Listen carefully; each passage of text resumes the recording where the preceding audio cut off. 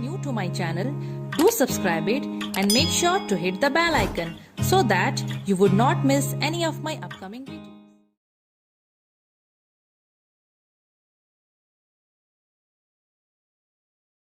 Hello dear students, welcome back to Arena tutorials.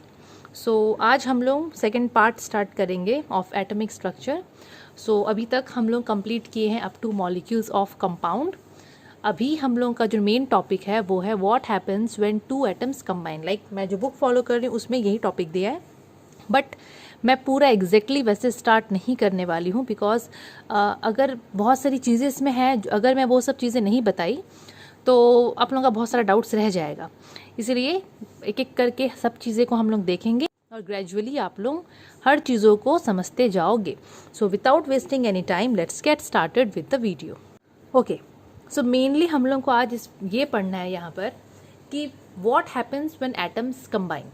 Atom जब combine करता है, जब दो एटम जब कंबाइन करते हैं तो एक्चुअल में होता क्या है, ठीक है, होता क्या है। तो हम लोग ये पढ़ चुके हैं कि जब मेनली दो एटम कंबाइन करते हैं तो हम लोग को मिलता है मॉलिक्यूल। हम लोग को क्या मिलता है? मॉलिक्यूल। पर एक्चुअली एटम्स इसलिए भी कंबाइन करते हैं, उसका रीज़न है एक, ठीक है, कि एटम्स कंबाइन करते हैं क्योंकि वो लोगों को स्टेबल होना है, to acquire stability. To acquire stability actually जो एटम्स होते हैं ना, अगर वो लोग दूसरे एटम के साथ कंबाइन करके मॉलिक्यूल नहीं बनाएंगे तो वो लोग अनस्टेबल रहेंगे। वो लोग का एनर्जी बहुत हाई रहता है उस समय, तो अपने एनर्जी को भी कम करने के लिए, लो करने के लिए वो लोग क्या करते हैं, दूसरे एटम के साथ कंबाइन करके मॉलिक्यूल फॉर्म करते हैं। तो यहाँ तो मैं एकदम सिंपल सा रीज़न लिखी हूँ कि atoms mainly combine to become stable, और आप लोग यहाँ ऐसे भी लिख सकते हो कि atoms combine to acquire stability, to acquire stability.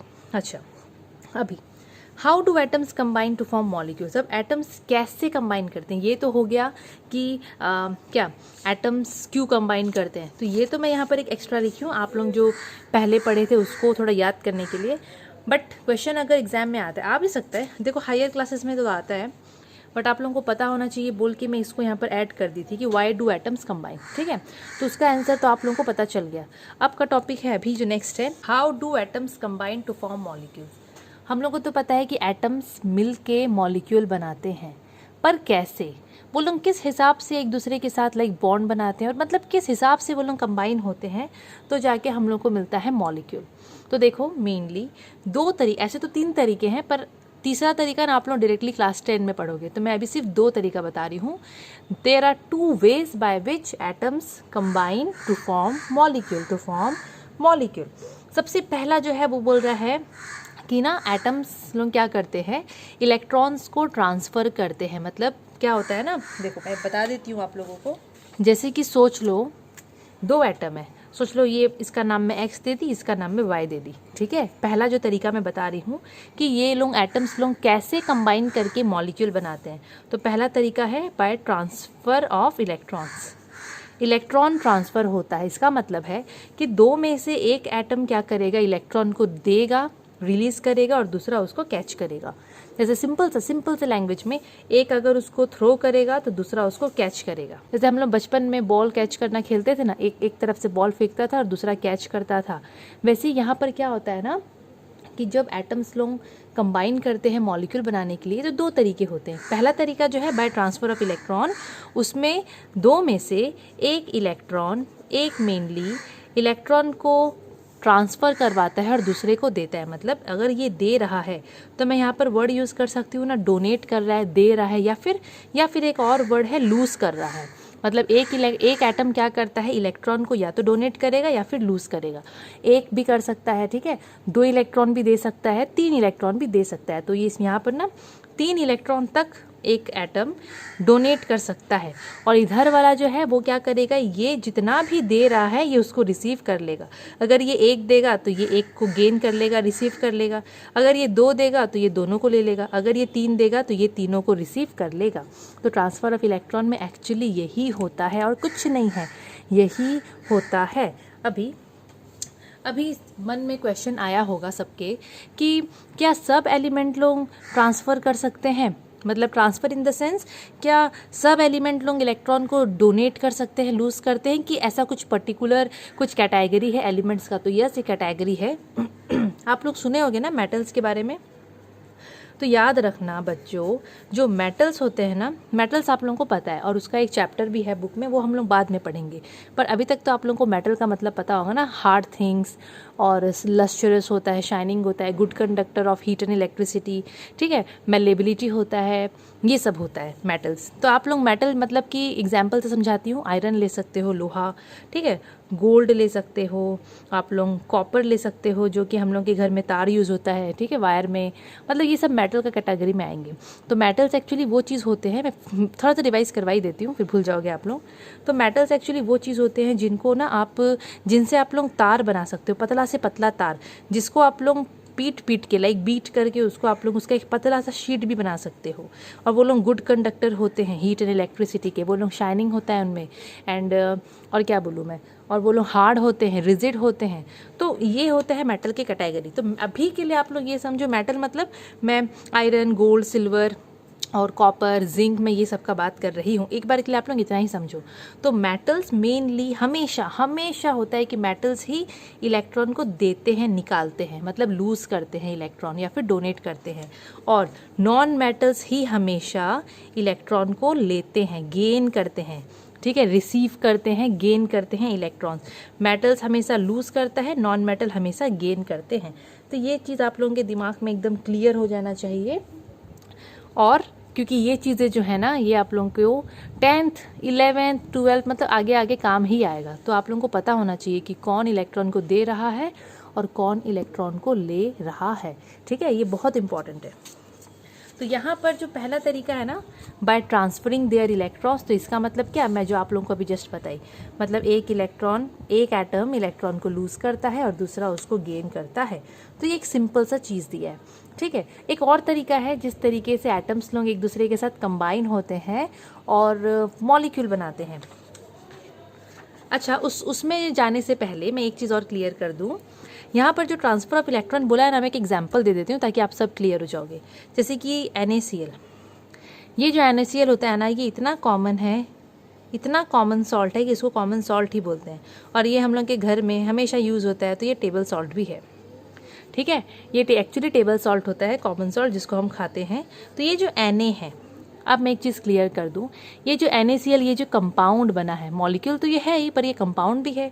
तो ये कैसे बना है पता है, यही तरीके से ट्रांसफ़र ऑफ इलेक्ट्रॉन की वजह से ही बना है। यहाँ पर ये जो सोडियम है ना, ये मेटल है। मैं एकदम सिंपल तरीके से बता रही हूँ, ये सबके बारे में और हम लोग पढ़ेंगे, ठीक है।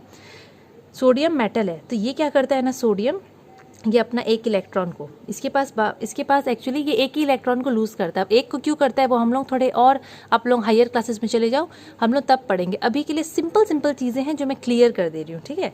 सोच लो, सोडियम एक इलेक्ट्रॉन को डोनेट किया, तो ये मेटल है, ऑब्वियसली ये डोनेट करेगा। और फिर उसके पास में क्लोरीन है। क्लोरीन पता है क्या होता है, नॉन मेटल। अब नॉन मेटल क्या करता है, इलेक्ट्रॉन को गेन करता है। तो ये मेटल जितना इलेक्ट्रॉन को छोड़ेगा, नॉन मेटल बोलेगा ठीक है मेरे को दे दे, मैं ले लूँगा इलेक्ट्रॉन। तो ये एक इलेक्ट्रॉन को ले लिया, ठीक है। और इसके बाद भी एक दो प्रोसेस होता है, मैं एक बार देख देती हूँ मैं यहाँ लिखी हूँ कि नहीं। यस, मैं लिखी हूँ, तो मैं यहीं पर बता देती हूँ।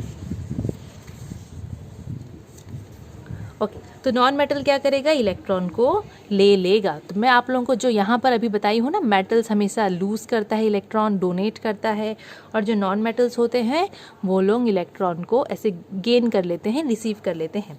अब मैं मेटल्स के बारे में थोड़ा आपको प्रॉपर्टी बताई, तो नॉन मेटल का भी बता देती हूँ। जैसे कि Cl क्लोरीन है, तो नॉन मेटल्स ना गैस भी हो सकते हैं, जैसे कि ऑक्सीजन, हाइड्रोजन, कितना कॉमन नाम है देखो, ऑक्सीजन, हाइड्रोजन, नाइट्रोजन। आप लोग कार्बन का नाम सुने हो, जो कोयला में पाया जाता है, इन कोल, तो वो भी होते हैं सब नॉन मेटल। तो नॉन मेटल गैसियस फॉर्म में भी रह सकता है, थोड़ा सॉलिड फॉर्म में भी मिल सकता है, और वो लिक्विड फॉर्म में भी मिल सकता है। तो जो मैं कार्बन का नाम ली ना, वो जो कोयला में पाया जाता है वो सॉलिड होता है। गैसेस में बेस्ट एग्जाम्पल आप लोग ले लो, ऑक्सीजन, हाइड्रोजन, जो गैस का नाम आप लोग सुने हो, हम लोग जितना डिस्कस किए हैं वो सब आ जाएंगे गैसियस नॉन मेटल। और लिक्विड में ले लो क्लोरीन में तो लिक्विड क्लोरीन मिलता है। ब्रोमीन बेस्ट एग्जाम्पल है। क्लोरीन का तो गैसियस फॉर्म में मिलता है, तो मैं एक बार ब्रोमीन लिख देती हूँ, बेस्ट है, वो लिक्विड फॉर्म में मिलता है। तो ये सब नॉन मेटल है। ये सब का आप लोग तार नहीं बना सकते। आप लोग खुद सोचो तो, आप लोग ऑक्सीजन गैस का क्या वायर बना सकते हो, तार बना सकते हो? नहीं बना सकते, लेकिन लोहा का बना सकते हैं ना, यस। तो ये उनका ना तार बनेगा, ना इनको पीट के आप इनका एक शीट बना सकते हो, कुछ नहीं कर सकते हो। तो नॉन मेटल्स के लिए आप लोग अभी इतना याद रखो, बाद में हम लोग डिटेल में पढ़ेंगे। फिर से यहाँ पर आते हैं। देखो आज क्या है ना, ये जो टॉपिक चल रहा है, मैं अगर एक चीज़ स्टार्ट करूँगी ना तो फिर मैं दूसरा में भी चले जा रही हूँ, फिर वापस आना पड़ रहा है। ऐसा हो ही रहा है, ज़रूरी भी है क्योंकि सब चीज़ें रिलेटेड है। और ऐसा बहुत सारा चीज़ भी है ना बीच बीच में जो आप लोग नहीं भी पढ़े हो, पर अभी बताना भी ज़रूरी है। इसलिए मैं आज अलग तरीके से, मैं आप लोगों को स्टार्टिंग में ही बोल दी कि मैं वैसे स्टार्ट नहीं करूँगी, वरना फिर आप लोगों को समझ में नहीं आएगा। ठीक है, अभी हम लोग कहाँ थे? Okay, metal and non metal. तो यहाँ पर हम लोग क्या सुने थे, मैं आप लोगों को क्या बताई थी कि मेटल हमेशा इलेक्ट्रॉन को डोनेट करता है। मतलब यहाँ पर ये सोडियम मेटल है, सोडियम क्या कर रहा है, इलेक्ट्रॉन को डोनेट कर रहा है। डोनेट कर रहा है मतलब ये लूज कर दे रहा है, दे रहा है। और किसको दे रहा है? ये रहा नॉन मेटल जो उसके पास में है, जिसके साथ ये बॉन्ड बनाएगा, क्लोरीन वो इलेक्ट्रॉन को ले लिया। अब एक नया चीज़ अच्छे से सुनना आप लोग। ओके, मेटल्स हमेशा क्या करते हैं पता है? लूज करेंगे इलेक्ट्रॉन में, ये तो आप लोगों को बता दी। मेटल हमेशा इलेक्ट्रॉन को दे देता है, निकाल देता है मेटल्स अपने से हमेशा इलेक्ट्रॉन को। और जैसे कि अगर हम लोग का कोई अच्छा सा चीज़ कुछ चला जाता है, गायब हो जाता है, या फिर हम लोग से घूम जाता है, अगर हम लोग उसको घुमा देते हैं तो हम लोग को कैसा लगता है? कुछ खाली खालीपन लगता है ना, ऑब्वियसली एकदम दुखी हम लोग हो जाते हैं। तो यहाँ पर क्या है ना, मेटल्स का जब इलेक्ट्रॉन जाता है, मेटल्स जब इलेक्ट्रॉन को लूज़ करता है, जब अपना इलेक्ट्रॉन को डोनेट करता है, तो मेटल में ना एक पॉजिटिव चार्ज आ जाता है उसके ऊपर में। मतलब जैसे कि एम फॉर मेटल है, सोच लो ये कोई भी मेटल है। जैसे कि मैं सोडियम का ही लेती हूँ, सोडियम को हम लोग Na करके लिखते हैं ना, उसका सिंबल होता है Na। सोडियम से जब एक इलेक्ट्रॉन निकल गया तो सोडियम ना Na+ हो जाता है, मतलब उसके ऊपर में ना एक चार्ज आ जाता है जिसको हम लोग कैटायन बोलते हैं। मतलब अगर पॉजिटिव चार्ज आया मतलब कैटायन। तो याद रखना, मेटल्स हमेशा इलेक्ट्रॉन को लूज़ करते हैं और फिर वो लोग पॉजिटिव चार्ज एक पार्टिकल बन जाते हैं। पॉजिटिव चार्ज उनमें आ जाता है जिसको हम लोग बोलते हैं cation.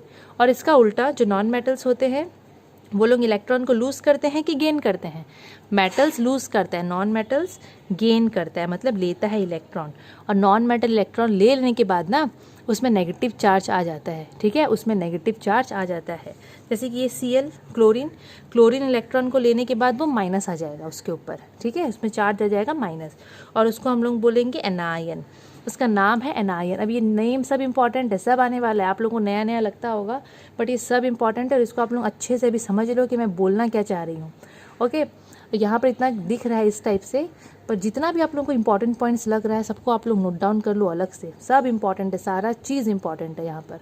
Okay, so metals electron को लूज करता है या फिर डोनेट करता है, और डोनेट करने के बाद हमेशा उसके ऊपर आ जाता है एक पॉजिटिव चार्ज, मतलब प्लस वाला चार्ज हम लोग उसको दे देते हैं, जिसको हम लोग कैटायन बोलते हैं। ठीक है, कैटायन का मतलब पॉजिटिव चार्ज पार्टिकल्स को बोलते हैं। जितने भी प्लस चार्ज वाले पार्टिकल्स होंगे ना उनको हम लोग कैटायन बोलेंगे। और नॉन मेटल्स इलेक्ट्रॉन को लेने के बाद उनमें नेगेटिव चार्ज आ जाता है जिसको हम लोग बोलते हैं एनायन। इसका डेफिनेशन मैं दे दूँ, पीछे हम लोग पढ़ेंगे। अब एक और इम्पॉर्टेंट चीज़ आ गया, थोड़ा सा इसको सेटिंग कर लेते हैं। अब देखो हम लोग कहाँ पहुँचे, हम लोग कैटायन और एनायन में पहुँच गए। मतलब मेरे पास Na+ है और Cl- है। यहाँ पर NaCl हम लोग पढ़ रहे थे ना, हम लोग कॉमन सॉल्ट बना रहे हैं, हम लोग नमक बना रहे हैं NaCl। तो सोडियम आयन इलेक्ट्रॉन को लूज करके Na+ बन गया, और क्लोरीन इलेक्ट्रॉन को लेके Cl- बन गया। एक कैटायन एक एनायन। अब एक चीज़ आप लोग ध्यान से देखो, आप लोग सुने हो ना कि ऑपोजिट अट्रैक्ट होता है, वैसे ही ये जो प्लस चार्ज वाले हैं ना, ये लोग हमेशा माइनस की तरफ या फिर माइनस वाले प्लस की तरफ, इनके बीच में हमेशा एक फोर्स ऑफ अट्रैक्शन रहता है। जैसे चुंबक का दो अलग अलग पोल को पास लाओगे तो कैसे ऐसे अट्रैक्ट हो जाते हैं, वैसे ही ऑपोजिट चार्ज हमेशा अट्रैक्ट होते हैं। ऑपोजिट चार्ज हमेशा अट्रैक्ट होते हैं, इसको याद रख लो। ऑपोजिट चार्ज मतलब कैटायन और एनायन ऑपोजिट चार्ज हैं, उल्टा उल्टा पूरा एक। मतलब अब एक सॉन्ग है ना, कश्मीर में क्या एक गाना है, कश्मीर में तू कन्याकुमारी, मतलब कश्मीर कहाँ ऊपर, कन्याकुमारी कहाँ नीचे। ऑपोजिट अट्रैक्ट्स, तो यहाँ पर भी देखो ऑपोजिट अट्रैक्ट होगा। तो ऑपोजिट चार्ज है प्लस माइनस, तो इनके बीच में ना ये लोग पास पास आएंगे, एक फोर्स ऑफ अट्रैक्शन इनको पकड़ के रखेगा। मतलब यहाँ पर केमिकल बॉन्ड बनेगा, एक बॉन्ड बनेगा, और ये लोग पास पास आएंगे और NaCl हम लोगों को मिल जाएगा। एक्चुअल में ना इतना सब झंझट पंचायती होता है। ठीक है, तो ये तो था एकदम रफ वर्क। अब चलते हैं थोड़ा, अब देखते हैं कि यहाँ पर मैं क्या लिखी हूँ और क्या पढ़ाना है और क्या पढ़ना है आप लोगों को। पहला मैं जो मैं पढ़ा रही थी, देखो इसके अंदर हम लोग कितना कुछ सीखे, हाँ कि ना, कि एटम्स कंबाइन करके मॉलिक्यूल बनाता है। पर कैसे? 2 तरीके से। एक्चुअल में कितना तरीका होता है मैं आपको स्टार्टिंग में बताई हूँ, मुझे बताना आप लोग कमेंट सेक्शन में एक्चुअल में कितना तरीका होता है बॉन्ड बनाने का या मॉलिक्यूल्स बनाने का, ठीक है। यहाँ तो मैं 2 लिखी हूँ। पहला बाय ट्रांसफरिंग देयर इलेक्ट्रॉन्स, अपने इलेक्ट्रॉन को वो लोग इलेक्ट्रॉन को ही ट्रांसफर करते हैं। मैं एक और चीज़ क्लियर कर दूँ, बिकॉज आप लोग अभी जस्ट 7 में गए हो ना, तो आप लोगों के मन में पक्का आएगा मैडम इलेक्ट्रॉन्स क्यों ट्रांसफर करते हैं, प्रोटॉन क्यों नहीं ट्रांसफर होता है। तो मैं क्लियर कर देती हूँ, देखो सब चीज़ क्लियर कर दूंगी। जैसे कि हम लोग जब फिजिकल क्लासेस ले रहे थे ना, तो बच्चे लोग ये सब क्वेश्चन पूछते हैं कि मैडम इलेक्ट्रॉन आप बोल रहे हैं इलेक्ट्रॉन ट्रांसफर होता है, प्रोटॉन और न्यूट्रॉन क्यों नहीं कोई भी एटम देता है या फिर लेता है। तो उसका रीज़न ये रहा, देखो सोच लो, ये एटम है, सोचना क्या एटम ही है ये। आप लोगों को मैं पढ़ाई हूँ कि एटम में ये जो बीच वाला पार्ट है इसको न्यूक्लियस बोलते हैं, जिसके अंदर होता है what, proton and neutron. Electron तो बाहर घूमता रहता है, हाँ कि ना। इलेक्ट्रॉन थोड़ा फ्री होता है, वो बाहर घूमता रहता है, इसलिए वो आराम से निकल जाता है। और आप लोगों को एक और चीज़ बता दूँ, एक और चीज़ बता देती हूँ, क्लियर कर देती हूँ। चलो हर एक चीज़ क्लियर करते जाती हूँ, पता नहीं ये वीडियो कितना लंबा जाएगा। यहाँ पर सोच लो मैं 2 शेल बनाई हूँ, मतलब 2 अगर शेल है तो आखिरी शेल तो ये हुआ, तो हमेशा इलेक्ट्रॉन ना ये बाहर वाले आखिरी शेल से ही निकलते हैं। तो मैं आप लोगों को जो बताई ना कि इलेक्ट्रॉन, एक सोडियम एक इलेक्ट्रॉन को दे दिया, तो पक्का वो अपना आखिरी शेल वाला इलेक्ट्रॉन को ही दिया होगा। और बात अगर करते हैं प्रोटॉन एंड न्यूट्रॉन का, तो प्रोटॉन और न्यूट्रॉन ये लोग न्यूक्लियस के अंदर पूरा रहते हैं, एकदम फिक्स्ड इनका पोजीशन है। तो ये लोग फ्री नहीं रहते हैं, इसीलिए ये लोग नहीं निकलते। इनका ये पोजीशन जो है न्यूक्लियस के अंदर, यहाँ से नहीं निकल सकते ये लोग। पर ये जो बाहर का इलेक्ट्रॉन रहता है ना, ये आराम से निकल सकता है। इसीलिए हम लोग हमेशा क्या बोलते हैं कि इलेक्ट्रॉन्स कितना कोई लूज़ किया, इलेक्ट्रॉन्स कितना कोई गेन किया, हम लोग यही सब बात करते हैं। और जो सेकेंड तरीका है वो है by the mutual sharing of electrons, मतलब अपने इलेक्ट्रॉन्स को ना, वो है by the mutual sharing of electrons. देखो ये वाला चीज़ जो है ना, ये हम लोग अभी नहीं पढ़ेंगे क्योंकि ये कोर्स में अभी नहीं है। जब होगा तो मैं आप लोगों को आराम से बहुत अच्छे तरीके से सब चीज़ क्लियर कर दूंगी, ठीक है। अच्छा, ऐसे अगर देखोगे तो ये भी उतना नहीं था, पर मैं बता दी, मेरे को खुद को इंटरेस्ट था बताने का, इसलिए बता दी, क्योंकि उसके अंदर में काफ़ी सारी चीज़ें आई थी। इसीलिए अभी मैं जो जो चीज़ें बताई हूँ वो सब पॉइंट्स में यहाँ पर लिखी हूँ। हम लोग क्या पढ़े थे मेटल्स के बारे में। अब सबसे पहले आप लोग सुनो, ये सोचो अगर मैं मेटल का नाम ली तो मेटल मतलब कौन, अभी के लिए दिमाग में पूरा फिट कर लो। मेटल्स मीन्स आयरन ले लो, लोहा हार्ड है, ठीक है, शाइनिंग रहता है उसमें। सोना ले लो, सिल्वर ले लो, आप लोग कॉपर को सोच सकते हो, तांबा, ओके, कॉपर तांबा, जो तार जिसका यूज़ होता है, बहुत जन देखना घर में मम्मी लोग वो कॉपर का क्या बोलते हैं उसको, छोटा सा लोटा रहता है ना, लोटा भी यूज़ करते हैं। आजकल तो कॉपर का जग, कॉपर का बॉटल कितना फेमस है, फेमस क्या, पहले से ही लोग उसको यूज़ करते हैं। आजकल कुछ ज़्यादा ही हेल्थ कॉन्शियस सब है, तो लोग उसी से पानी पीना पसंद करते हैं, ठीक है। अच्छा होता है ना, बॉडी के लिए बहुत अच्छा होता है, हेयर के लिए अच्छा होता है, ओके। सो मेटल्स मतलब वो सब।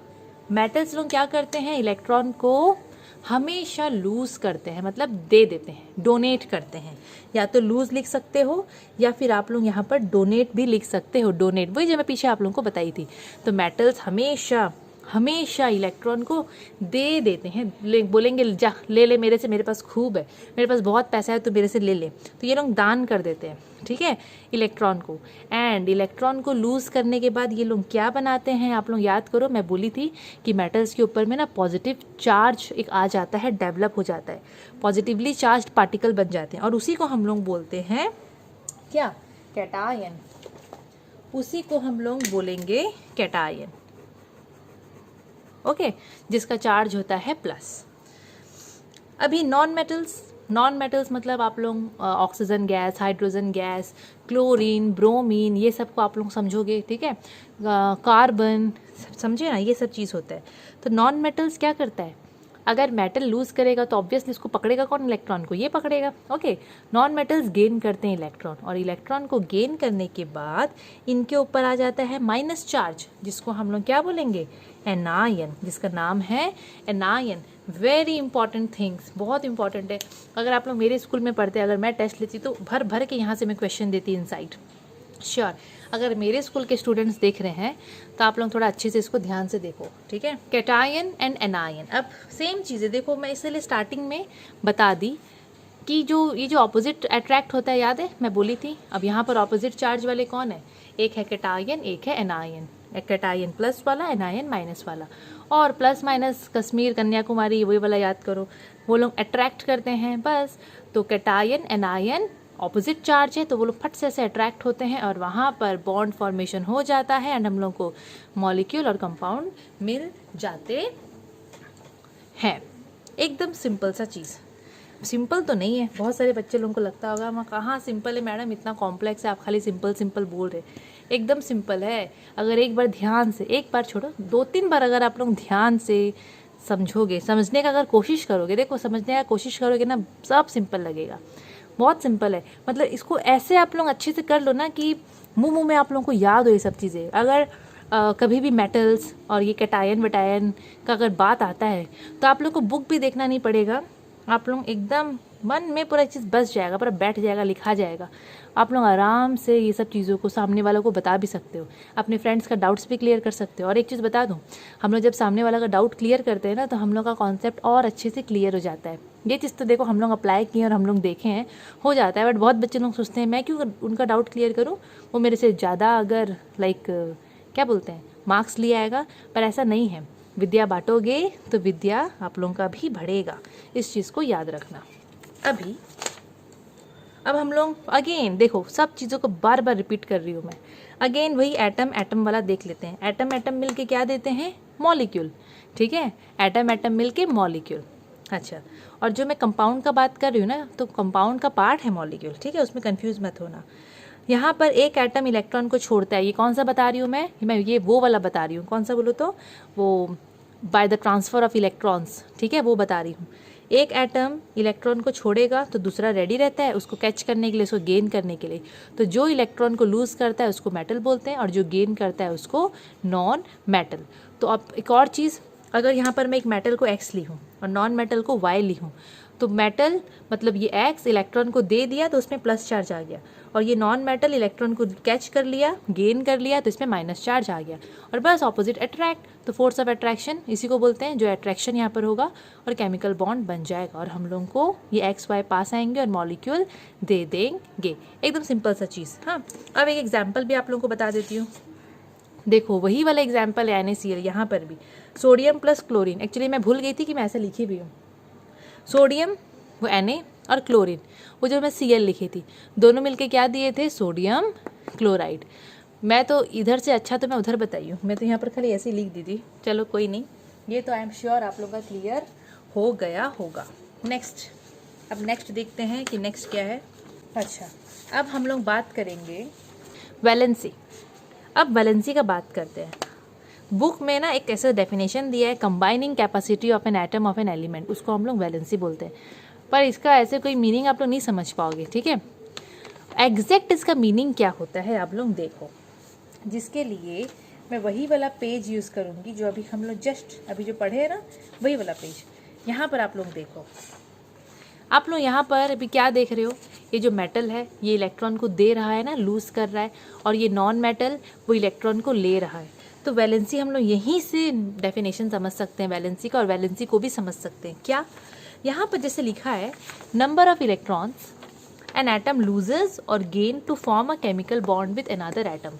मतलब दो एटम लोग अगर केमिकल बॉन्ड बना रहे हैं तो केमिकल बॉन्ड बनाने के लिए इलेक्ट्रॉन तो कोई तो रिलीज़ करेगा और कोई तो पक्का उसको गेन करेगा ना।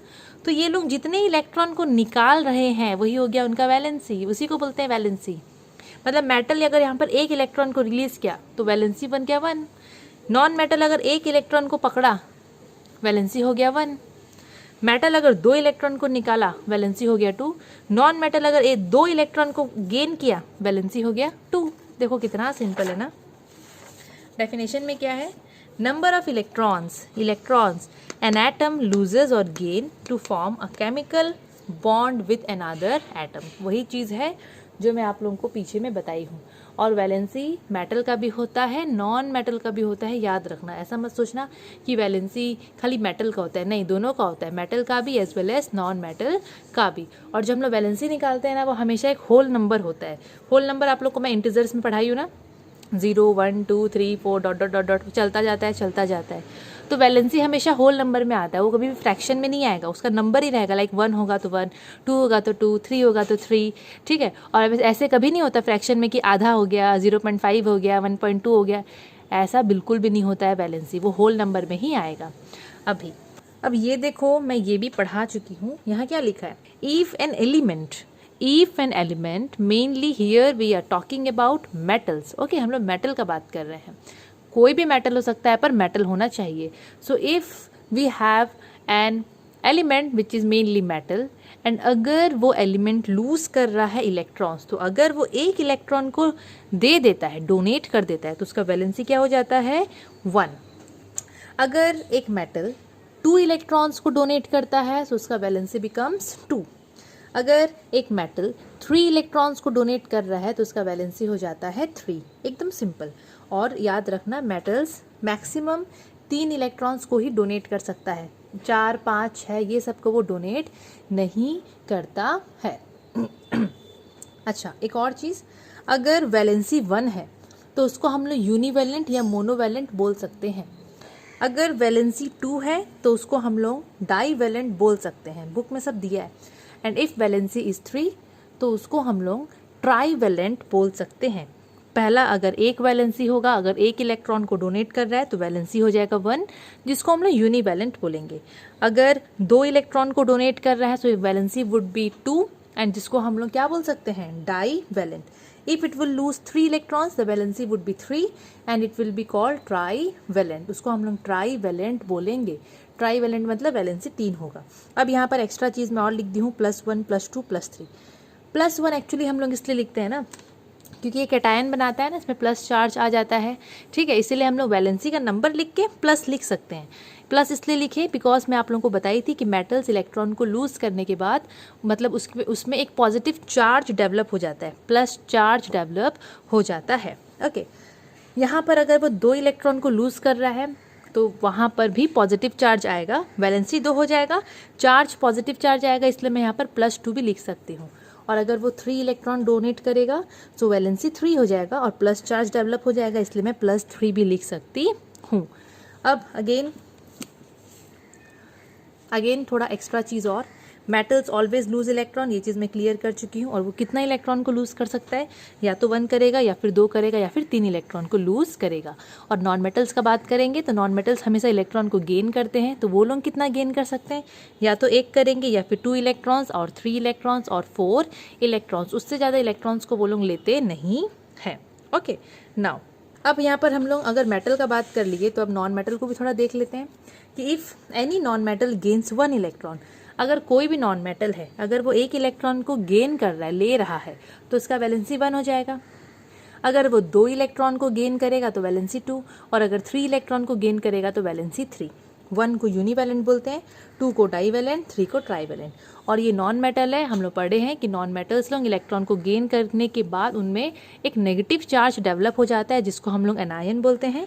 इसीलिए मैं यहाँ पर -1 -2 -3 लिखी हूँ। जैसे कि मैं मेटल्स का बताई थी, सेम चीज़ यहाँ पर भी है, बस चार्ज थोड़ा अलग अलग है, सिंपल। अब नोबल गैस का भी बात करना ज़रूरी है। नोबल गैसेस ऑलरेडी डिस्कस किए हैं कितनी बार हम लोग। नोबल गैसेस जिसको हम लोग इनर्ट गैसेस या फिर रेयर गैसेस भी बोलते हैं। सो नोबल गैसेस में आ जाते हैं हीलियम, नियॉन, आर्गन। अभी के लिए आप लोगों के बुक में सिर्फ ये 2 नाम दिया है, हीलियम, नियॉन, ठीक है। तो हीलियम, नियॉन अगर सुनते हो मतलब नोबल गैस है, बट ये एक्स्ट्रा है। ज़ैनन, रेडन, क्रिप्टन मैं यहाँ पर लिख दी हूँ, आर्गन। तो ये सब भी मेरे हिसाब से तो सबको याद कर लो, क्यों आप लोग आधा अधूरा छोड़ के रखोगे। ओके, सब नोबल गैसेस का नाम आप लोग अभी से ही याद रख लो। अच्छा, अब नोबल गैसेस के लिए बोल रहा है, अगर हम लोग जानते भी, हम लोग पढ़े भी हैं, आप लोगों को याद कितना है पता नहीं, पर मैं बताई हूँ कि जो नोबल गैसेस होते हैं, these are the gases which are chemically inert, inactive. वो लोग केमिकली इनर्ट होते हैं, किसी के साथ भी रिएक्ट करना उनको अच्छा लगता नहीं है, वो लोग नहीं करते, किसी के साथ भी रिएक्ट नहीं करते हैं, बिल्कुल भी नहीं करते हैं। और एक चीज़, वो लोग ना ऑलरेडी स्टेबल होते हैं। ठीक है, हम लोग आगे में पढ़े थे ना, एटम्स लोग दूसरे एटम के साथ मिलके मॉलिक्यूल क्यों बनाते हैं? स्टेबल होने के लिए। लेकिन ये जो नोबल गैसेस हैं, point to be noted students, आ सकता है एग्जाम में, नोबल गैसेस वो लोग ऑलरेडी स्टेबल होते हैं, chemically stable, chemically inert, inactive. So वो लोग कभी भी किसी के भी साथ रिएक्ट करके मॉलिक्यूल्स नहीं बनाते हैं। हाँ, कुछ कुछ एक्सेप्शनल केस है जो कि अभी के लिए तो आप लोगों को नहीं जानना है, हायर क्लासेस में आप लोग पढ़ोगे उसके बारे में। और एक चीज़, ये जो नोबल गैसेस हैं, ये लोग ना इलेक्ट्रॉन को लूज करेंगे, मतलब ना ये लोग इलेक्ट्रॉन को डोनेट करेंगे, ना किसी से इलेक्ट्रॉन को लेंगे। अगर हम लोग पढ़े थे इससे पहले, मेटल एक इलेक्ट्रॉन को डोनेट कर रहा है तो उसका वैलेंसी 1 हो जाता है। मतलब इलेक्ट्रॉन्स कितना कोई डोनेट किया और कितना कोई लिया, उसी से वैलेंसी का पता चलता है। नोबल गैसेस ना इलेक्ट्रॉन को लेते हैं ना देते हैं, तो वैलेंसी क्या कुछ होगा जब लूज ही नहीं कर रहे हैं ना गेन कर रहे हैं। इसीलिए जो नोबल गैसेस होते हैं उनकी वैलेंसी होती है 0। Valency of noble gases is 0। Exam में क्वेश्चन आता है फिलिप्स में, the valency of helium is dash. Helium का वैलेंसी क्या है? That is 0। Valency of neon is dash, 0। तो मैं आप लोगों को बोली ना, हीलियम नियॉन आया मतलब नोबल गैसेस का बात हो रहा है, याद रखिएगा। नोबल गैसेस का वैलेंसी 0 आता है। ये गिव रीजन टाइप क्वेश्चन में आ सकता है, valency of noble gases is 0, comment, या फिर गिव रीजन। आप लोग वहाँ क्या लिखोगे? वैलेंसी 0 होता है, क्यों? इसका कमेंट सेक्शन में आंसर बताइएगा। अब ये तो हो गया। अभी देयर आर सम एलिमेंट्स, देखो कुछ कुछ एलिमेंट होते हैं जिनका ना एक से ज़्यादा वैलेंसी होता है, एक से ज़्यादा वैलेंसी हो सकता है। ठीक है, जैसे कि मैं आप लोगों को अभी पीछे में बताई थी ना कि अगर कोई एक इलेक्ट्रॉन को लूज किया तो उसका वैलेंसी +1, अगर 2 को किया तो +2। ठीक है ना, पर ऐसे बहुत सारे हाँ होते हैं एलिमेंट्स, चलो कुछ बोल देती हूँ मैं। कुछ ऐसे एलिमेंट्स होते हैं जिनका एक से ज़्यादा वैलेंसी होता है। इसका मतलब क्या है? देखो, जैसे कि ये आयरन को हम लोग Fe लिखते हैं ना। अब आयरन का ना ये 2 अलग अलग वैलेंसी हो सकता है, तो एक से ज़्यादा ही तो हुआ ना, 2 अलग अलग वैलेंसी है। एक बार ये +2 वैलेंसी बनाता है, मतलब एक बार ये 2 इलेक्ट्रॉन को लूज करता है, और दूसरी बार मतलब ये सोच लो 3 इलेक्ट्रॉन को अगर लूज कर रहा है तो +3 हो जाएगा, अगर 2 को लूज कर रहा है तो +2। अगर आप लोगों को कभी भी मीनिंग पूछता है कि वैलेंसी ऑफ आयरन इज +2, तो उसका मीनिंग बताओ, तो वहाँ पर आप लोग क्या लिखोगे कि यहाँ पर आयरन 2 इलेक्ट्रॉन को लूज किया, सो उसका वैलेंसी हो गया +2। अगर 3+ रहेगा तो 3 इलेक्ट्रॉन को लूज कर रहा है। उसका मीनिंग मैं सामने सामने लिख दूँ। देखो, हर चीज़ें बताने का कोशिश कर रही हूँ ताकि आप लोगों का कॉन्सेप्ट एकदम क्लियर हो जाए। ओके, आई होप आप लोग ये चीज़ तो समझ गए होगे। आयरन देखो उतना अंदर अंदर नहीं जाना है अभी, सिर्फ आप लोगों को खाली ऊपर ऊपर में आप लोगों को फिलहाल ये बताना है। और ये मैं इसलिए इतना अंदर नहीं जा रही हूँ ना क्योंकि 9th में है आप लोगों का ये वाला, 9th नहीं, 9th में भी है, 8 में भी है। ओके, 8 का 8 में देखेंगे, ठीक है ना। सो आयरन का 2 वैलेंसी हो सकता है। अगर वो 2 इलेक्ट्रॉन छोड़ेगा तो +2, अगर 3 छोड़ा है तो +3, और इनका नाम भी होता है। एक और चीज़ क्लियर कर देती हूँ, अगर Fe2+ है या फिर +2, अब इसका मतलब अगर आयरन 2 इलेक्ट्रॉन को छोड़ रहा है तो +2, अगर 3 इलेक्ट्रॉन को लूज करेगा तो +3। अब इनका ना अलग अलग नाम है, दोनों आयन का अलग अलग नाम है। Fe2+ और Fe3+ दोनों में से आप लोग ध्यान से सुनना, ये एक रूल है जो कि आप लोग लैंग्वेज ऑफ केमिस्ट्री में पढ़ोगे। यहाँ पर 2 वैलेंसी आप लोगों को दिख रहा है, एक है +2, एक है +3। दोनों में से जो छोटा है ना, कौन सा छोटा है? +2 की +3, ऑब्वियसली +2। जो छोटा है उसके नाम के पीछे में OUS लगता है, और जो बड़ा होता है ना उसके नाम के पीछे में IC लगता है। ठीक है, तो ये Fe2+ है तो इसका नाम है फेरस, ठीक है। और Fe3+ है, उसका नाम हो जाएगा फेरिक, ठीक है, IC। तो ये एक तरीका है। OUS, ये जो सफिक्स लगा है, सफिक्स का मतलब पीछे वाला पार्ट, पीछे वाला नाम। जैसे कि मेरा नाम है राधिका शर्मा, तो शर्मा पीछे लग रहा है ना पर्टिकुलर नाम के पीछे, तो वो सफिक्स हो गया। एग्जाम्पल बस आप लोगों को बता रही हूँ मैं, ठीक है। तो यहाँ पर OUS पीछे लगा मतलब पक्का छोटा वैलेंसी है, लोअर वैलेंसी है। IC लगा मतलब वो हायर वैलेंसी के लिए, वो चीज़ भी मैं यहाँ पर लिख दी हूँ। एक और एग्जाम्पल देख लेते हैं, कॉपर का दिख रहा है सामने सामने तो। सो कॉपर भी 2 वैलेंसी, वेरिएबल वैलेंसी बनाता है। एग्जाम में आता है क्वेश्चन, कुछ एलिमेंट्स के नाम बताओ जो वेरिएबल वैलेंसी बनाते हैं, तो आप लोग कॉपर, आयरन लिख सकते हो, ठीक है। सो कॉपर अगर एक इलेक्ट्रॉन लूज़ करता है तो उसका वैलेंसी +1, अगर 2 लूज़ करता है तो वैलेंसी इज़ +2। ओके, अब इनमें भी देखो, इनका भी तो नाम होगा ना, जो छोटा है, जो वैलेंसी छोटा है उसके पीछे सफिक्स में OUS, जो बड़ा है IC। तो यहाँ पर Cu+ छोटा है ये वैलेंसी में से, इसका नाम Q+, 2+ है मतलब ये बड़ा है तो क्यूप्रिक, क्यूप्रिक। अच्छा, एक और चीज़ मैं देखी बुक में तो मैं सिर्फ इस टाइप से लिख दी हूँ, आई थॉट ये भी पता होना चाहिए आप लोगों को। ओके, आयरन, एंड यहाँ ब्रैकेट में 2 दिया है, देखना आप लोग अपने बुक में देखिएगा, आप लोगों को पक्का मिलेगा, होने से मुझे बताइएगा मिला कि नहीं। ओके, आयरन है और ब्रैकेट में प्लस ये 2 दिया है, और यहाँ पे 11 मत समझना, ये रोमन नंबर वाला 2 है, ठीक है। या तो ऐसे दिया रहेगा या फिर ऐसे दे देगा, इस टाइप से भी रोमन नंबर में लिखा रहता है, ठीक है ना। अब और एक जगह ऐसे लिखा है आयरन और 3 करके।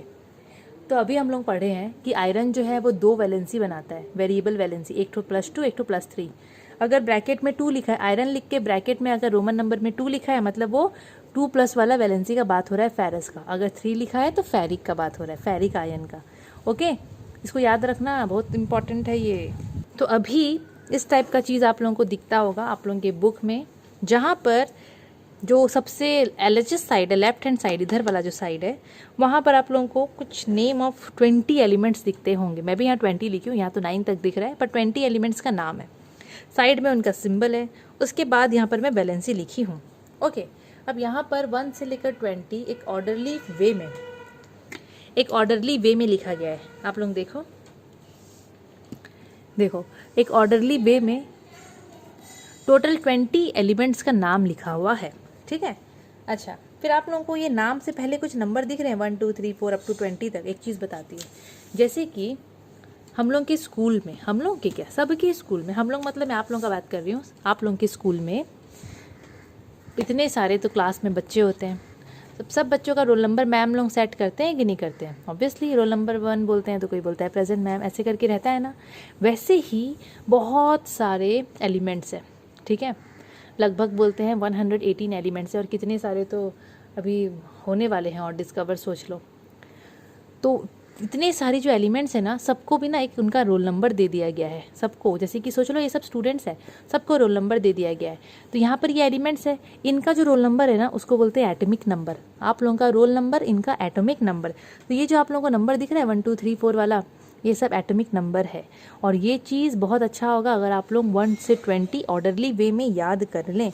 मतलब आप लोगों को पूरा ऐसे याद रखना पड़ेगा, hydrogen, helium, lithium, beryllium, boron, carbon, nitrogen, etcetera etcetera, पूरा ऑर्डरली वे में याद करना है। ऐसा नहीं कि पहले हीलियम बोल दिए फिर कार्बन बोल दिए, नो, वो सब नहीं चलेगा। 1 से 20 तक यहाँ पर है, PDF में आप लोगों को मिल जाएगा। ओके, अब साइड में देखो सिंबल है, तो हाइड्रोजन के लिए H, हीलियम के लिए He, एंड देन ऐसे करके सब है। यहाँ पर वैलेंसी है। अब ये भी थोड़ा याद रखना पड़ेगा, बाद में जब थोड़े और बड़े हो जाओ, हायर क्लासेस में चल जाओ, तरीका बता दूंगी अच्छे से एकदम, तब तो कौन याद रखता है वैलेंसी, तब तो आप लोगों को पूरा समझ के करोगे तो ये याद करने का झंझट नहीं रहेगा। लेकिन अभी थोड़ा बहुत देखना पड़ेगा।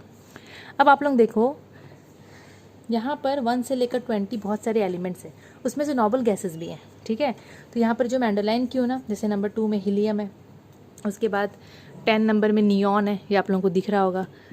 उसके बाद 18 नंबर में आर्गन है, और उनका वैलेंसी 0 है। ऑब्वियसली नोबल गैस है तो वैलेंसी 0, ये तो आप लोगों को पता है। नोबल गैस मतलब उनका वैलेंसी क्या आएगा, 0 ही आएगा। देन हाइड्रोजन का वैलेंसी इज़ 1, ठीक है।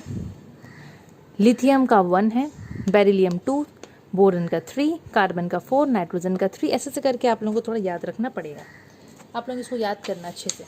अब हम लोग आयंस के बारे में पढ़े थे, आप लोग देखो आयंस के बारे में कहीं बताई थी, पूरा पर्टिकुलर नाम नहीं ली थी, लेकिन मैं कैटायन एनायन करके बोली थी ना, वो प्लस चार्ज वाले और माइनस चार्ज वाले मेटल्स के ऊपर में पॉजिटिव चार्ज आ जाता है और नॉन मेटल्स के ऊपर नेगेटिव चार्ज, वही होता है आयंस। जो हम लोग कैटायन और एनायन बोलते हैं ना, वो लोग आयंस ही होते हैं। देखो आयंस क्या है, व्हेन एन एटम, कोई भी एटम, चाहे वो मेटल को ले लो और नॉन मेटल को भी ले सकते हो, लेना ही है, ले कह सकते हो, लेना ही है। अगर एक एटम है, अगर वो इलेक्ट्रॉन को लूज़ किया या इलेक्ट्रॉन को गेन कर रहा है, आप लोगों को पता है अगर लूज़ कर रहा है तो मैं किसका बात कर रही हूँ और गेन कर रहा है तो मैं किसका बात कर रही हूँ। तो कभी भी अगर एटम से इलेक्ट्रॉन या तो लूज़ होता है या फिर गेन होता है ना, तो वहाँ पर चार्ज आ जाता है। आप लोग याद करो, मैं बताई थी, अगर मेटल्स इलेक्ट्रॉन को दे रहा था, डोनेट कर रहा था, तो उसके ऊपर में एक पॉजिटिव चार्ज डेवलप हो रहा था, उसको हम लोग कैटायन बोल रहे थे। और नॉन मेटल्स इलेक्ट्रॉन को लेने के बाद उनके ऊपर में माइनस चार्ज डेवलप हो रहा था, उसको हम लोग एनायन बोल रहे थे। उन्हीं को बोलते हैं हम लोग आयन, वो लोग आयन के अंदर में आते हैं। तो अगर एक एटम लूज या गेन करता है इलेक्ट्रॉन को, it forms a charged particle, जिसको हम लोग बोलते हैं आयन। आयन होते हैं दो टाइप के, कैटायन एंड एनायन, जो कि मैं आप लोगों को क्लियरली बता चुकी हूँ। तो ये तो मैं बोलने वाली हूँ नहीं दोबारा, ये तो हम लोग कितनी बार देखे हैं। एक एग्जाम्पल ले लेते हैं, जैसे कि सोडियम।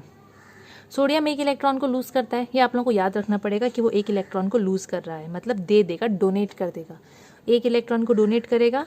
तो मैं आप लोगों को बोली थी ना, अच्छा आप लोग साथ साथ ये भी देखो, ये वाला जो है ना, ये भी देखो। सोडियम, यहाँ पर मैं -1 इलेक्ट्रॉन लिखी हूँ। माइनस मतलब ये डोनेट कर रहा है, माइनस कर रहा है, लूज़ कर रहा है 1 इलेक्ट्रॉन।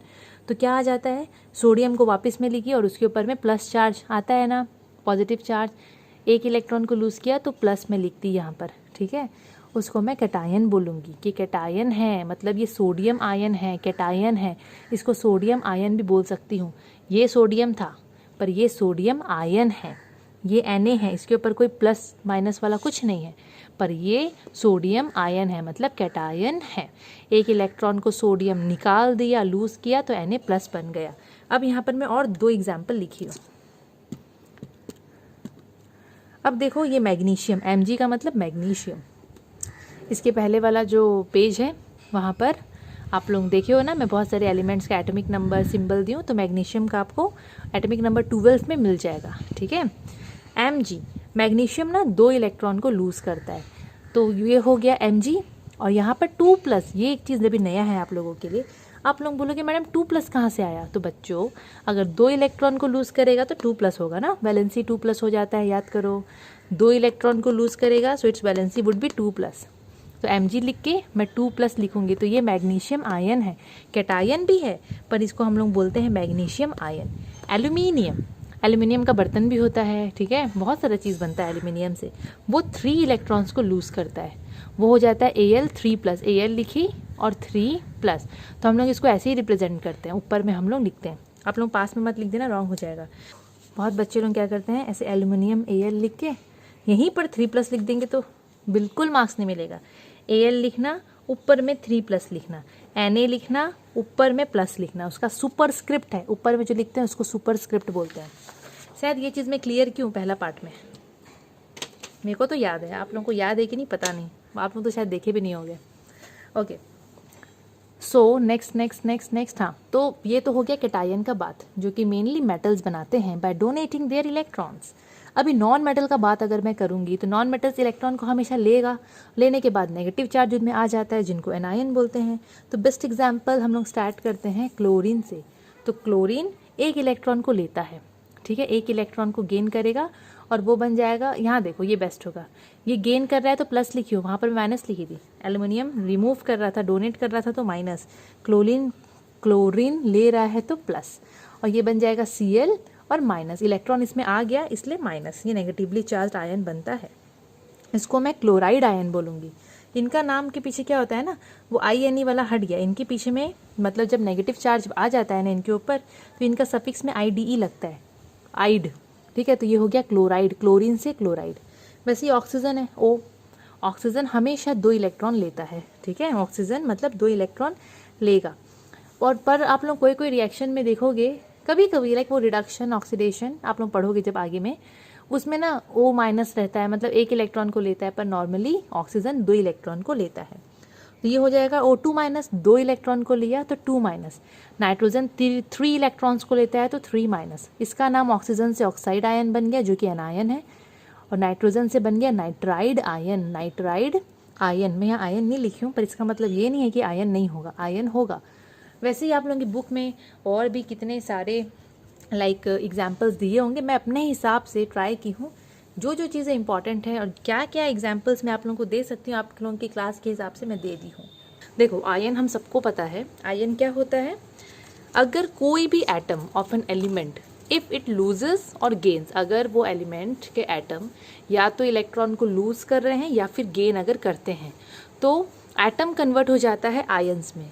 अगर एक एटम इलेक्ट्रॉन को या तो वो लूज़ कर रहा है या फिर वो गेन कर रहा है, at that time it gets converted into ions. तो उसमें क्या होता है, वो एटम में एक ऑपोजिट एक चार्ज डेवलप हो जाता है, उसी को हम लोग बोलते हैं आयंस। ये हम लोग डिस्कस कर चुके हैं। सो आयंस मेनली होते हैं दो टाइप के, कैटायंस एंड एनायंस। तो कैटायंस हम सबको पता है कि mainly it is formed by metals by losing electrons. Metals जब इलेक्ट्रॉन्स को लूज़ करते हैं तो वो कैटायन बनाते हैं जिसका पॉजिटिव चार्ज होता है, एंड नॉन मेटल्स जब इलेक्ट्रॉन को गेन करते हैं तो उनमें नेगेटिव चार्ज डेवलप हो जाता है जिसको हम लोग एनायन बोलते हैं। अभी ये जो आयंस हैं, कैटायन एनायन तो हम लोग देख लिए, मतलब अभी पॉजिटिव और नेगेटिव चार्ज वाले ही आयंस को देखेंगे, बट थोड़ा एक और उसका दो कैटेगरी है, तो ये भी बहुत इंपॉर्टेंट है, इसको भी देखना ज़रूरी है। Mono atomic and poly atomic, ये आप लोगों के बुक में दिया होगा, mono atomic and poly atomic. तो सबसे पहले देखो मोनो एटमिक आयन क्या होते हैं, तो ये तो हम लोगों को नाम से ही समझ में आ जाता होगा। मोनो एटमिक आयन मतलब यहाँ पर बोला गया है मोनो एटमिक आयन में, mono means one, mono means one, हम सबको पता है मोनो का मतलब होता है वन, एटम मतलब एक एटम होगा, और अगर वो लोग आयन बना रहे हैं, ऐसा आयन जिसमें एक ही एटम है, इसका मतलब तो हम लोग यही समझ सकते हैं ना, मोनो एटमिक का मतलब ऐसा आयन जिसमें एक ही एटम है, उसी को हम लोग बोलते हैं मोनो एटमिक आयन। बट इसका डेफिनेशन भी देख लेते हैं कि यहाँ क्या और आप लोगों की बुक के हिसाब से क्या है। So an ion that consist of only a single atom, एक ऐसा आयन, जैसे कि ये सब आयन दिख रहा है, तो ऐसे आयन जिसमें एक ही एटम है, जिसमें सिंगल एटम है, ठीक है, सिंगल एटम है और उसमें एक चार्ज होगा, या तो पॉजिटिव हो सकता है या फिर नेगेटिव। अगर ऐसा एक आयन है जिसमें आयन है मतलब चार्ज होगा, तो ऐसा नहीं है कि खाली पॉजिटिव होगा या खाली नेगेटिव होगा, दोनों में से कुछ भी हो सकता है, ओके। तो ऐसा आयन जिसमें एक चार्ज होगा, ठीक है, एंड साथ में वो जो आयन होगा that would be containing just single atom, उसमें एक ही एटम प्रेजेंट होगा, मीन्स एक ही एलिमेंट आप लोगों को देखने को मिलेगा, एक ही एलिमेंट का एटम, ऐसे याद रखना। एग्जाम्पल देख लेते हैं, जैसे कि ये Na+ है, Mg2+ है, तो ये सब आयन्स है, Al3+, O2-, Cl-, K+, F- etcetera, ये सब आयन्स है। आप लोग देखो पॉजिटिव भी है नेगेटिव भी है। अब ये सब में क्या चीज़ कॉमन है, ये सब में यही कॉमन है कि जितने भी आयन्स है ना, ये लोग एक ही एटम वाले आयन्स है। एक ही एटम मतलब एक ही एलिमेंट के ही एटम है, जैसे कि Na मतलब सोडियम का बात हो रहा है, Mg का मतलब मैग्नीशियम का बात हो रहा है। यहाँ पर मैग्नीशियम को छोड़ के और कोई भी दूसरा एलिमेंट के एटम्स नहीं है। वैसे ही एल्युमिनियम, यहाँ पर एल्युमिनियम के एटम्स है जिनका यहाँ पर आयन बना हुआ है Al3+, तो वैसे ही यहाँ पर दिया गया है, एकदम सिंपल सा है। मोनो एटमिक आयन का मतलब ऐसे आयन जिनमें एक ही एटम प्रेजेंट होगा, एक ही एलिमेंट के एटम प्रेजेंट होंगे और एक ही प्रेजेंट होंगे मेनली, एंड उनमें एक चार्ज प्रेजेंट होगा, या तो पॉजिटिव हो सकता है या फिर नेगेटिव हो सकता है। अभी poly atomic ions, poly atomic ions, अब पॉली का मतलब होता है दो से ज़्यादा, ठीक है, दो से ज़्यादा या फिर दो, एक से ज़्यादा ही आप लोग एक बार ले लो यहाँ पर। अच्छा, तो यहाँ पर पॉली एटमिक आयंस मतलब ऐसे आयंस जिसमें ग्रुप ऑफ एटम्स होंगे, मतलब ये सब आयंस दिख रहे हैं, ये सब आयन दिख रहे हैं ना। अब ये आयंस में देखो एक एटम नहीं है, ग्रुप ऑफ एटम्स है, जैसे कि पहला वाला NH4+, अगर मैं इसको कंसिडर करूँ तो यहाँ पर नाइट्रोजन है, साथ में हाइड्रोजन के एटम है, तो एक से ज़्यादा एलिमेंट के एटम्स है, तो मैं यहाँ पर बोल सकती हूँ ना कि ये लोग ग्रुप ऑफ एटम्स है। ये भी ग्रुप ऑफ एटम्स है, मतलब सल्फर के भी एटम है, ऑक्सीजन के भी एटम है। यहाँ पर ये कार्बोनेट है, कार्बन के भी एटम है, ऑक्सीजन के भी एटम है। ये OH-, इसका नाम हाइड्रोक्साइड आयन है, ऑक्सीजन के भी एटम है एंड हाइड्रोजन के भी इसमें एटम है। मतलब यहाँ पर सिर्फ एक सिंगल एलिमेंट का एटम नहीं है, यहाँ पर एक से ज़्यादा एलिमेंट्स के एटम्स लोग इन्वॉल्व है, प्लस उनमें एक साइन भी है। Sign in the sense, sign तो नहीं बोलना चाहिए, एक चार्ज है उनमें, या तो पॉजिटिव चार्ज है या फिर नेगेटिव चार्ज है। तो अगर इस टाइप के आयंस देखने को मिलते हैं तो उसको हम लोग बोलते हैं poly atomic ions. NO2-, HCO3-, ये बाई कार्बोनेट है, ये कार्बोनेट है, ये बाई कार्बोनेट। यहाँ पर देखो हाइड्रोजन भी है, कार्बन भी है, ऑक्सीजन भी है, अलग अलग एलिमेंट्स के एटम्स प्रेजेंट है, तो ये सब पॉली एटमिक में आएंगे। अब जैसे कि अगेन पॉली एटमिक की बात करते हैं, NH4+, मतलब ये जो अमोनियम आयन है, इसका नाम अमोनियम आयन है, इसमें देखो ग्रुप ऑफ एटम्स प्रेजेंट है, मतलब इसमें हाइड्रोजन के एटम्स है, नाइट्रोजन के एटम्स है, एंड ओवरऑल इनका जो चार्ज है वो है पॉजिटिव चार्ज। तो ऐसे होते हैं दो कैटेगरी आयन के, mono atomic and poly atomic. Mono atomic में सिर्फ एक ही सिंगल एटम देखने को मिलेगा और चार्ज होगा, पॉली एटमिक में एक से ज़्यादा एटम्स देखने को मिलेंगे और उसमें भी चार्ज प्रेजेंट होंगे। सो अभी पहले मोनो एटमिक आयंस के एग्जाम्पल्स देख लेते हैं। तो मोनो एटमिक आयंस का हम लोग कुछ एग्जाम्पल्स आगे देखे थे, बट यहाँ पर इस टाइप से बुक में दिया है तो मैं भी इस टाइप से ही बना दे रही हूँ ताकि आप लोग समझ जाओ कौन से कॉलम में क्या चीज़ दिया गया है। तो यहाँ पर देखो मोनो एटमिक आयन, अगेन थोड़ा रिवाइज कर लेते हैं। मोनो एटमिक आयन वो आयन होते हैं जिनमें एक सिंगल एटम प्रेजेंट होगा, मतलब एक ही एलिमेंट के एटम से अब एक ही प्रेजेंट होंगे, एक से ज़्यादा नहीं, ठीक है, एंड उसमें एक चार्ज होगा। तो वैसे ही पॉजिटिव चार्ज भी देखने को मिलता है, नेगेटिव चार्ज देखने को मिलता है। तो positive ions and negative ions. सबसे पहले देखो हाइड्रोजन आयन नाम है। तो हाइड्रोजन आयन में मतलब अगर मैं मोनो एटमिक आयन का बात करूँगी तो हाइड्रोजन आयन को हम लोग H+ लिखते हैं। वैसे ही आयरन और ब्रैकेट में 2 लिखा है आयन, आयरन 2 आयन। तो आयरन का मतलब हम लोग यहाँ Fe सिंबल लिखेंगे और 2 है मतलब यहाँ पर 2+ होगा। ओके, आयरन ब्रैकेट में 3 है, वही रोमन नंबर में, and ion that means Fe 3+। Copper 2 ion तो Cu 2+, मतलब इनका सिंबल ऐसा जाएगा, हाइड्रोजन आयन का H+, आयरन 2 आयन का Fe 2+, लाइक दिस। साइड में इनका चार्ज भी है, तो यहाँ पर सिर्फ प्लस है मतलब इसका चार्ज है +1। यहाँ पर कुछ नंबर नहीं लिखा है तो हम लोग +1 लिखेंगे। इसमें 2+ है मतलब ये इसका चार्ज हो जाता है +2, ठीक है। नेक्स्ट में है 3+, दैट मीन्स इसका चार्ज है +3। कॉपर आयन में इसको एक्चुअली में हम लोग क्यूपरिक बोलते हैं। क्यूपरिक में 2+ है तो चार्ज हो गया +2, एकदम सिंपल सा है। देखो वैसे ही जो नेगेटिव मोनो एटमिक आयन्स है तो सल्फाइड, नाइट्राइट, ऑक्साइड, फॉस्फाइड। जो सल्फाइड है उसको हम लोग S2- लिखते हैं। तो ये भी मोनो एटमिक होगा, कैसे? क्योंकि उसमें एक ही एटम है, एक ही सिंगल एटम प्रेजेंट है, उसमें चार्ज भी है। ओके, इसका चार्ज है 2- या फिर -2। नाइट्राइड आयन N3- जिसका चार्ज 3- है। ऑक्साइड 2- जिसका चार्ज -2 या 2- है। लाइक दिस, ऐसे ही सिंपल दिया है। बस आप लोगों को ये चीज़ को याद रखना पड़ेगा। अब थोड़ा एग्जाम्पल्स देखते हैं पॉली एटमिक आयन का। ओके, सो पॉली एटमिक आयन, तो पॉली एटमिक का मतलब एक से ज़्यादा हम लोग पढ़े थे, तो इसमें भी बहुत सारे आएंगे, बहुत सारे इसमें आयन्स आते हैं। जैसे कि सबसे पहले अमोनियम आयन। तो अमोनियम आयन का जो सिंबल है वो है NH4 और ऊपर में हम लोगों को प्लस लगाना है। एक यहाँ पर चार्ज होता है +1, इसलिए हम लोग चार्ज में लिखे हैं +1।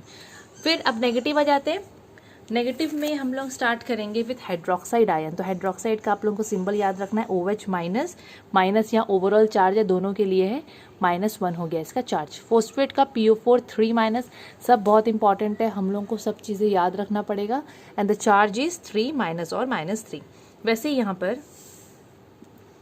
सल्फेट आयन देखने को मिल रहा है SO4 2-, sulphite SO3 2-, carbonate CO3 2-, अगर यहाँ बाई कार्बोनेट होता तो HCO3-। मतलब ये सब क्या दिया है, पॉली एटमिक आयंस दिए हैं, उनमें चार्ज क्या होता है, उनका सिंबल क्या होता है, वही सब हम लोगों को याद रखना है। एग्जाम में इसका डेफिनेशन आता है, इसका एग्जाम्पल्स आता है, डिफरेंस आ सकता है विद एग्जाम्पल्स, देखो ठीक है। अच्छा, अब एकदम सिंपल चीज़ें देखते हैं। जैसे कि हम लोग कंपाउंड का बात करते हैं, मैं आप लोगों को बोली थी ना NaCl एक कंपाउंड है, NaCl कॉमन सॉल्ट जो हम लोग घर में कंज्यूम करते हैं। Okay, table salt. तो NaCl, जैसे कि अगर मैं NaCl यहाँ पर लिखूँ, यहाँ तो लिखा हुआ है, ओके यहाँ तो लिखा हुआ है तो ये नहीं लिखती हूँ मैं, NaCl। सो NaCl एक कंपाउंड है। तो मेनली जो कंपाउंड्स होते हैं ना, कंपाउंड्स जितने भी कंपाउंड्स हैं वो सब positive charge ion and negative charge ion से बने होते हैं, याद रखना।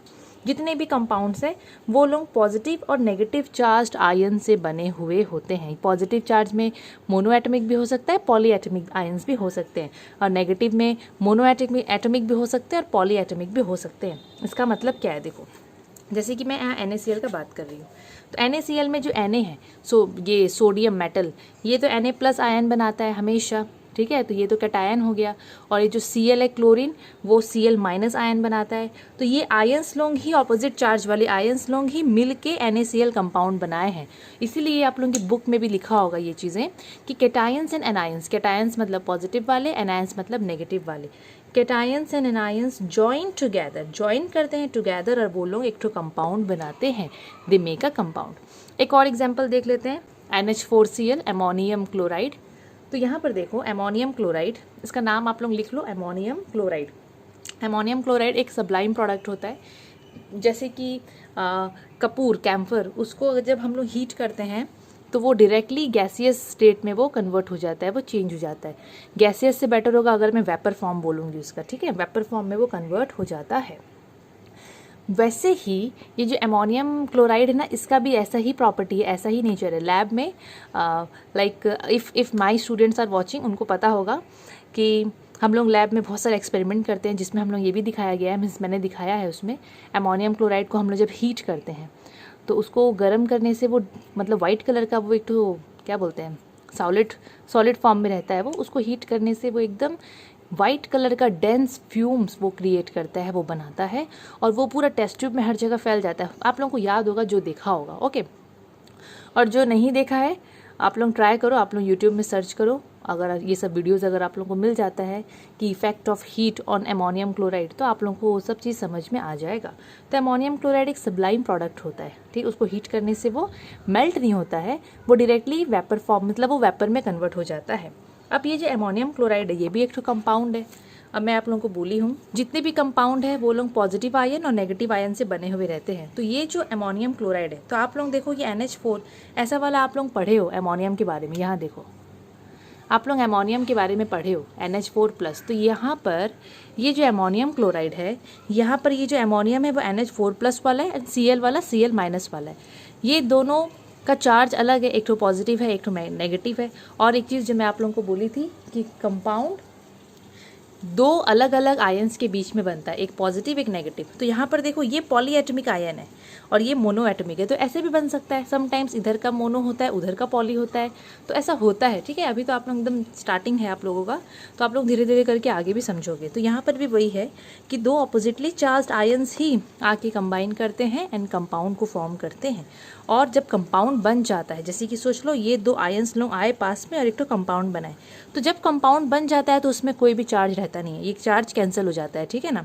तो ओवरऑल जब एक कंपाउंड तैयार हो जाता है, जैसे कि NaCl नमक हम लोग घर में खाते हैं, वो कंपाउंड है, उसमें कोई चार्ज नहीं है, वो ना पॉजिटिव चार्ज का है ना नेगेटिव चार्ज का है, ठीक है, उसमें कोई चार्ज नहीं है। लेकिन वो जब बन रहा था तो उसके जो आयंस थे वो लोगों का चार्ज अपना अपना था। लेकिन ऐसे कंपाउंड बनने के बाद उनमें कोई चार्ज रहता नहीं है, तो हम लोग बोल सकते हैं कि ऑल कंपाउंड्स आर न्यूट्रल। इसीलिए देखो यहाँ पर भी मैं लिख दी हूँ कि जितने भी कंपाउंड्स हैं, तो मैं यहाँ पर कुछ कुछ कंपाउंड्स का एग्जांपल लिख दी हूँ, लाइक NaCl, इसको हम लोग सोडियम क्लोराइड बोलते हैं, this is magnesium oxide, this is calcium oxide, ammonium chloride, ammonium nitrate, etcetera etcetera, और भी बहुत सारे कंपाउंड्स होते हैं। तो जितने भी कंपाउंड्स होते हैं ना वो लोग न्यूट्रल होते हैं। न्यूट्रल का मतलब उनमें कोई चार्ज नहीं होता है। तो ये तो था आप लोगों का मेनली आयंस के बारे में।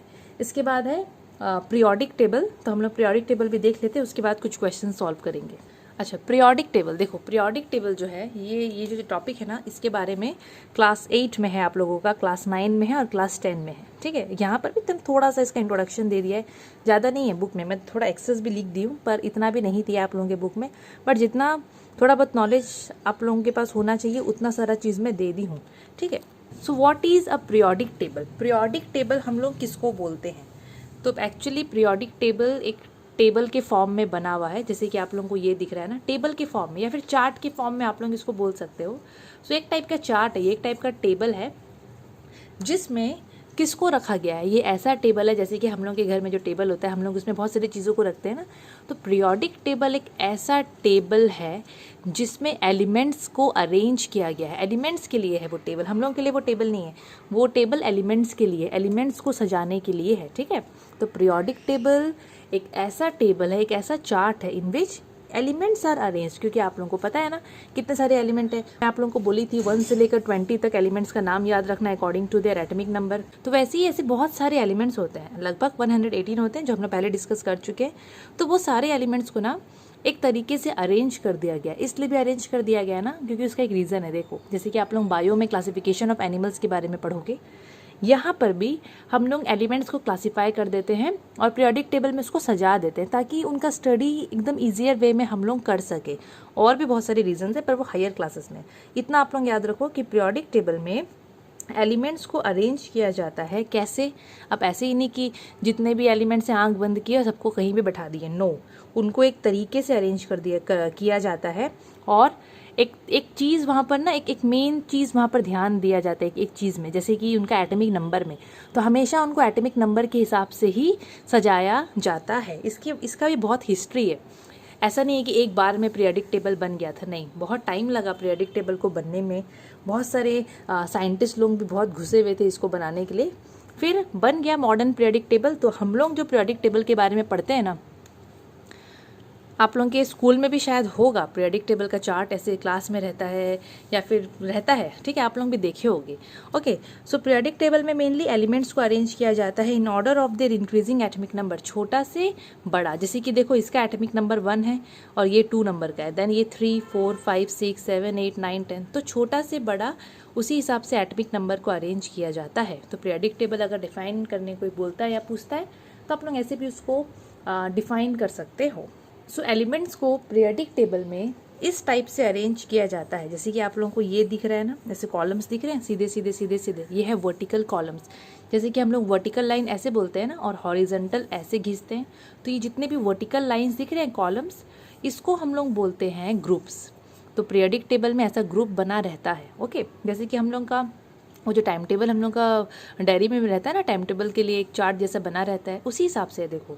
तो यहाँ पर ये जो वर्टिकल कॉलम्स देखने को मिलते हैं ये लोग होते हैं ग्रुप्स। तो ये टोटल पीरियोडिक टेबल में 18 तो होता है, 18 ग्रुप्स होते हैं जिनको हम लोग वर्टिकल कॉलम्स भी बोलते हैं। तो टोटल मॉडर्न पीरियोडिक टेबल में 18 होते हैं। यहाँ आप लोगों को नहीं दिख रहा है, वो अभी आप लोगों को मतलब वो हायर क्लासेस में जब जाओगे ना तब आप लोग देखोगे कि एग्जैक्टली 18 ग्रुप कैसा है। ओके, एंड ये जो दिख रहा है, जैसे मैं नंबर लिखी हूँ 1 फिर 2 फिर 3, तो हम लोग इसको इस हिसाब से पढ़ते हैं। जैसे कि फर्स्ट है मतलब ये पीरियड है उसका, ठीक है, फर्स्ट पीरियड, तो ये फर्स्ट पीरियड है। देन ये है सेकंड पीरियड में जितने भी एलिमेंट्स हैं ना, ये ऊपर वाले lithium beryllium boron carbon nitrogen, ये सब सेकंड पीरियड वाले हैं। देन ये थर्ड पीरियड वाले हैं। ओके, तो मतलब ये पीरियड आप लोगों को दिख रहा है ना, first period, second period, third period, ये ग्रुप्स है 1A 2A 3A 4A करके यहाँ तक 0 है। ओके, तो इसके बारे में हम लोग पढ़ेंगे आगे, हायर क्लासेस में पढ़ेंगे। अभी थोड़ा सा आप लोग बस जानो कि टोटल 18 ग्रुप्स प्रेजेंट होते हैं कहाँ पर, इन मॉडर्न पीरियोडिक टेबल। इस ग्रुप को हम लोग वर्टिकल कॉलम्स भी बोलते हैं। और एक चीज़ मैं क्लियर कर दूँ, जैसे कि ये पहला ग्रुप है, इसका नाम है 1A, ये 1 रोमन नंबर में लिखा है, ये 2 रोमन नंबर में लिखा है। Okay, 1A 2A।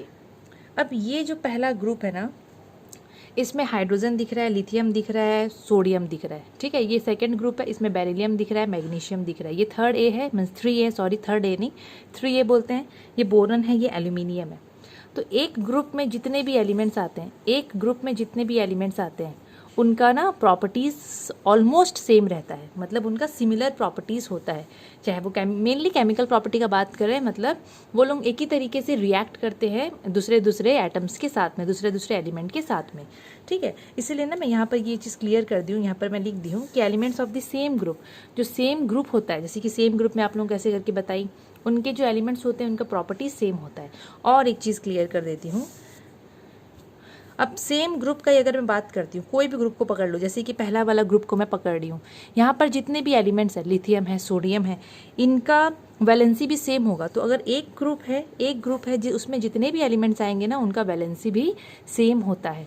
आप लोगों को पता होगा ना लिथियम का और इसका वैलेंसी क्या है, आप लोगों को मैं पहला वीडियो में बताई हूँ, वहाँ पर आप लोग देखिएगा और चेक कीजिएगा दोनों का वैलेंसी क्या है और क्या वो सेम है कि नहीं। नेक्स्ट है पीरियड।